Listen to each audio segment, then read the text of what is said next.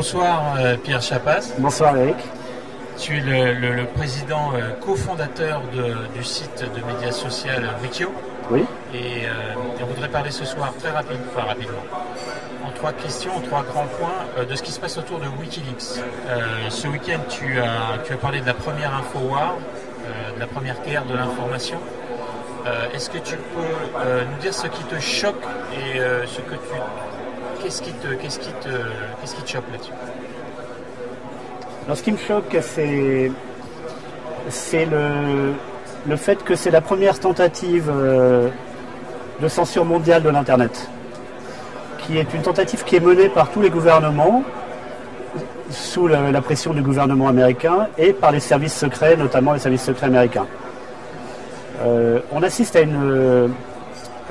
une campagne systématique pour éliminer Wikileaks de l'Internet. Alors ça passe par les attaques de hackers de la CIA contre les sites de Wikileaks, qui les font tomber, la fermeture de leur nom de domaine, et toute une série de noms de domaine qui a fermé, le fait de leur couper les vivres au niveau financier. On a vu PayPal, donc eBay, qui a fermé leur compte, Visa a fermé leur compte, Mastercard a fermé leur compte, la banque suisse auprès de qui s'étaient réfugiés a fermé leur compte. Donc aujourd'hui, il n'est plus possible de faire une donation à Wikileaks. Amazon, qui hébergeait le site, a fermé également Wikileaks. Et Wikileaks, qui s'était réfugié en France, chez un hébergeur français qui s'appelle OTC, voit à ce moment-là le gouvernement français, enfin Besson en l'occurrence, qui intime l'ordre à OTC de fermer également le site de Wikileaks au motif que ce serait illégal. Alors là où ça devient intéressant, c'est que l'hébergeur a demandé l'avis d'un juge. Et le juge, fort heureusement, a dit « mais pour moi, je vois rien d'illégal. » Pour l'instant.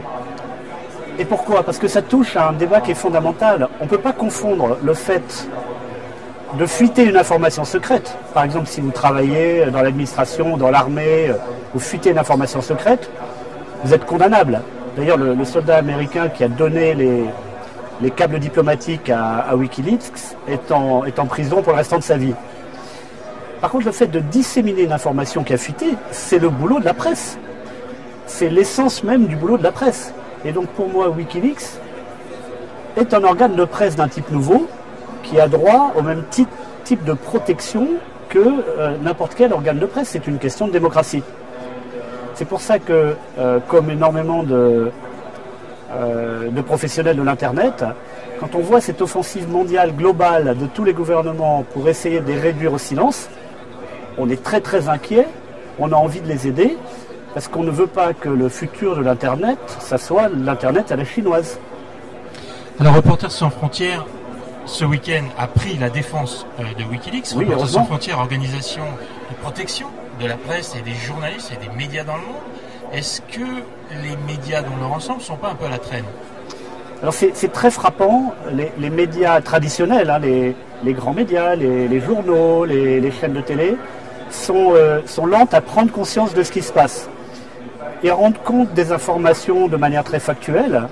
Mais je n'ai pas encore lu, par exemple, dans Le Monde, qui bénéficie des fuites de Wikileaks pour alimenter son lectorat, je n'ai pas encore vu un article dans Le Monde qui explique, qui analyse l'offensive globale des gouvernements au niveau mondial que je viens de décrire, et surtout qui la dénonce en disant c'est un comportement non démocratique, l'action des gouvernements est sortie des règles de la démocratie, et nous, journalistes, on prend position et on dit il faut défendre la liberté de la presse. Donc j'attends avec impatience qu'un journaliste connu prenne position à la télé, à la radio ou dans les journaux, autrement que pour dire pour critiquer Internet comme ils ont l'habitude de le faire en disant oui, Internet c'est des rumeurs, c'est la boue, etc. Mais pas du tout. Internet c'est un élément de la démocratie et c'est même aujourd'hui le média le plus démocratique. Ici, la planète geek est rassemblée pour 2 jours à Paris. Quelles ont été les réactions aujourd'hui après les événements des derniers jours? Et qu'est-ce que tu as senti qu'ils pouvaient, devaient Est-ce que les Américains, par exemple, sont plus sur la réserve? Est-ce que les Européens sont plus en pointe? Comment les gens réagissent? Alors justement, ce qui est intéressant, c'est que j'étais à un débat dans la la conférence donc, de le web, avec des entrepreneurs et des responsables de médias américains et européens. Et on voit très clairement que les Européens sont tout à fait partagent les positions que je viens d'exprimer. On est tous vraiment très choqués par ce qui se passe. Les Américains, je vais vous confier un truc.